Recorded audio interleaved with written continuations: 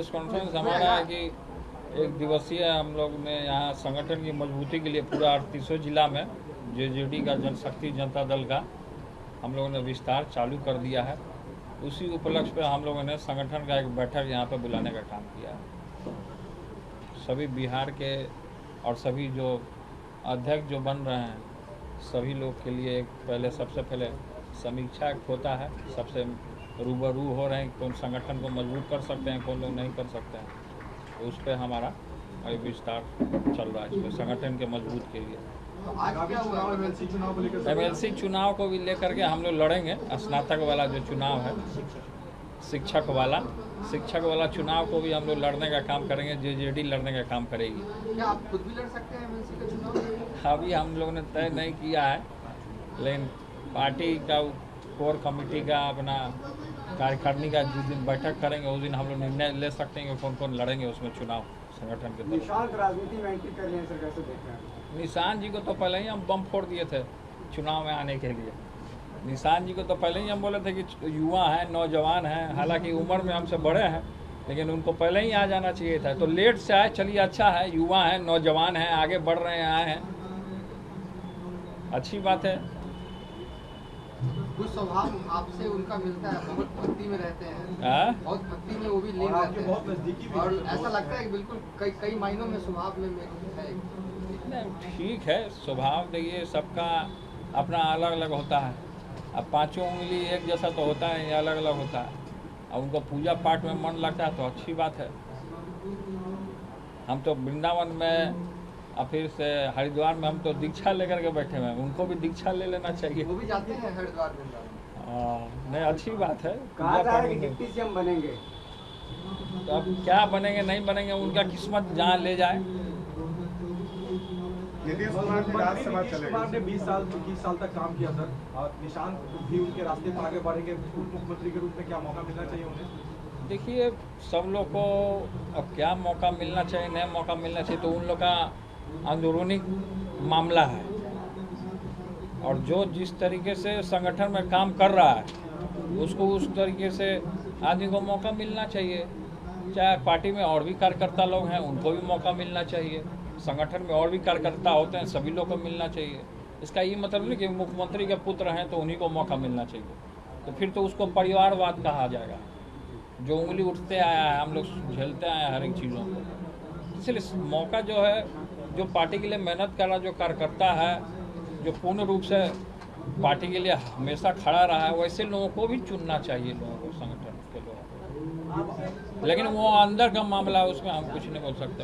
आपकी मां राबड़ी देवी ने कहा कि नीतीश कुमार को जबरदस्ती दिल्ली भेजा जा रहा है, उनको बिहार में रहना चाहिए। अब क्या जबरदस्ती भेजा जा रहा नहीं भेजा जा रहा, तो नीतीश कुमार जी खुद बताएंगे ना कि क्यों जाना चाह रहे हैं। वो मुख्यमंत्री का पद छोड़ के अब वो वहाँ राज्यसभा में क्यों जाना चाह रहे हैं, तो वो बताएंगे ना क्या मामला है, या अंदरूनी उन लोग का कुछ राज छुपा हो, उथल पुथल हो रहा हो अंदरूनी, तो खैर तो वही जानेंगे, हम लोग तो नहीं जान सकते हैं क्या मामला है नहीं मामला है। आपको लगता है भाजपा दबाव दे रही है नीतीश कुमार पर? अब क्या दबाव दे रही है नहीं दबाव दे रही है, तो वो भाजपा और जो गठबंधन में है डबल इंजन में, तो वो लोग बताएंगे ना कि क्या मामला है नहीं मामला है। तेज प्रताप की राजनीति है, कुछ पता चलती है, कुछ जानकारी आती, क्या लगता है स्थितियाँ सामान्य है, सामान्य तरीके से हुई है या सर कुछ स्थितियाँ बनी? नहीं, हमको तो लग रहा कुछ उथल पुथल है अंदर में, जरूर अंदर में कुछ जरूर राज वाली बात है, वो भी जनता के सामने आ जाएगी कभी ना कभी। तो इतना हम बता सकते हैं कि कुछ राज वाली बात है जरूर। हमारा जो अनुभव कहता है कि कुछ जरूर ना डबल इंजन में कुछ राज वाली बात है। आपके परिवार लोग राजनीति में आते हैं तो आपके ऊपर परिवारवाद का आरोप लगाया था। अभी बिहार के सभी के परिवार के लोग राजनीति में आ गए। नहीं, देखिए परिवारवाद, बेटा हुआ, उसका बेटा राजनीति में आ गया, उसका नेता का बेटा हुआ तो वो राजनीति में आ गया, तो परिवारवाद लोग उंगली शुरू से लोग उठाए हैं। लेकिन हमने जो जेजेडी का निर्माण किया इसको कभी परिवारवाद हम नहीं बनने देंगे। यह हमारा पहला वसूल रहेगा संगठन का। और लोग, दल के लोग अपने बेटा को लाएं, पोता को लाएं, जिसको लाना है ला सकते हैं। लोकतंत्र है, जिसको जहाँ जाना है वो जा सकता है, खुला आज़ादी है, जिसको जो करना है वो कर सकता है। अब बिहार में मुख्यमंत्री के चेहरे पे किसको देख रहे हैं सर? बीजेपी का कहा जा रहा है कि मुख्यमंत्री बनेगा सम्राट चौधरी। कौन बनेंगे नहीं बनेंगे तो वो लोग बताएंगे ना, पावर में वो लोग हैं, वो लोग तय करेंगे। हेड ब्रांच जो दिल्ली है, जो आला कमान लोग बैठे हुए हैं, वो लोग तय करेंगे कि कौन बनेगा नहीं बनेगा, हम कैसे बता दें। महिला मुख्यमंत्री की भी चर्चा चल रही है। महिला मुख्यमंत्री अब जो मुख्यमंत्री बने। कुछ लोगों का नाम चल रहा है बीजेपी से, क्या आपको कुछ नाम समझ में आया जो ऐसे हो सकते हैं, कुछ बताओ। कुछ लोगों का नाम चल रहा है। नहीं, हम कैसे बता सकते हैं इसमें, हम कैसे बता देंगे। निशांत को डिप्टी सीएम बनाया जा रहा है, आप मान रहे हैं कि उनको सीएम बनना चाहिए? निशांत जी को डिप्टी सीएम बनाया, सीएम पद छोड़ देना चाहिए नीतीश तो छोड़ दिया उन्होंने, मगर क्या सीएम दावेदारी जो जदयू की थी वो छोड़ देना चाहिए या जदयू के पास ही रहना चाहिए सर? किसके पास रहना, देखिए हम तो फिर वही बात कह रहे हैं, फिर बार बार उसी बात में हम उलझा रहे हैं। अब उनका पार्टी का आपस का मामला है, उसमें हम क्या बोलेंगे उसमें। हम हमारे पार्टी का मामला रहता था हम खुल के बोलते। अब उनके पार्टी का मामला है, कौन डिप्टी सीएम बन रहा है, कौन मुख्यमंत्री बन रहा है, तो वो लोग जाने अपना। राष्ट्रीय कार्यकारिणी की जब बैठक होगी आपको सूचना दे दी जाएगी।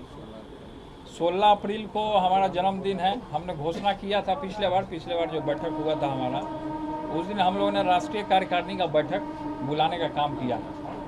सभी लोग आप लोग आमंत्रित तो रहिएगा, हमारा जन्मदिन भी है, केक खाने के लिए तो सभी लोग। हाँ, और सबसे पहले छात्र संघ जो चुनाव हुआ पटना विश्वविद्यालय में, उसमें 4 कैंडिडेट उतारे गए थे, जिसमें हमारे 3 कैंडिडेट जो हैं वो जीत हासिल किए। वहाँ से खाता हमारा खुल गया, वहाँ से जेजेडी का खाता जीत का चालू हो गया। बहुत सारे पार्टी ने लड़ाया चुनाव, किसी का नहीं निकला, लेकिन अपना जेजेडी का निकला। तो जेजेडी की ओर छात्र युवा जो है लगातार जुड़ना चाह रहा है पूरा। अब आगे का भी जो चुनाव होगा उसको भी हम लोग लड़ने का काम करेंगे, एमएलसी वाला।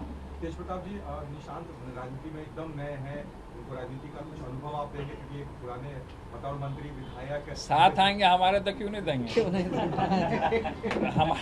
हमारे साथ आएंगे तब क्यों नहीं देंगे? अब ऐसे कैसे दे देंगे उनको? साथ आएंगे, साथ बैठेंगे तब न देंगे अनुभव। अगर आप ही को जैसे हमारे पिता नीतीश कुमार जी को दिया करते थे, तो साथ बैठेंगे तो क्यों नहीं देंगे भाई? युवा हैं, नौजवान हैं, हम भी युवा हैं। बड़े भाई छोटे भाई का मिलना चाहते हैं निशांत जी से, मिल अभी हाथ बढ़ाएंगे। हम तो खूब निभा लिए, लेकिन छोटे भाई नहीं निभाए, पड़ गए जचंदों के चक्कर में, तो हम क्या करें? निशांत जी की हम बात कर रहे हैं। हाँ, हम जान रहे कहाँ से घुमा के बोल दिएगा, वो हम नहीं जानते हैं। सर, बंगाल में अभी राष्ट्रपति, बंगाल में भी जो हमारी पार्टी है लड़ रही है चुनाव, हम लोग वहाँ भी चुनाव लड़ने का काम कर रहे हैं। लेकिन बंगाल में राष्ट्रपति गई थी, वहाँ पर मुख्यमंत्री उपस्थित नहीं रहे। हाँ, तो फाइनल मैच है तो जीतेगा नरेंद्र मोदी स्टेडियम। लगातार 2 बार हार चुकी है वर्ल्ड कप में नरेंद्र मोदी स्टेडियम में, वहाँ पे लगातार 2 बार। तब तो हम भविष्यवाणी नहीं कर सकते। मोदी जी हैं तो अब हम क्या भविष्यवाणी कर सकते हैं? सर, राष्ट्रपति जो है बंगाल के दौरे पर थे, लेकिन उनके उपस्थिति में मुख्यमंत्री खुद उपस्थित नहीं रहे, इसको किस तरीके?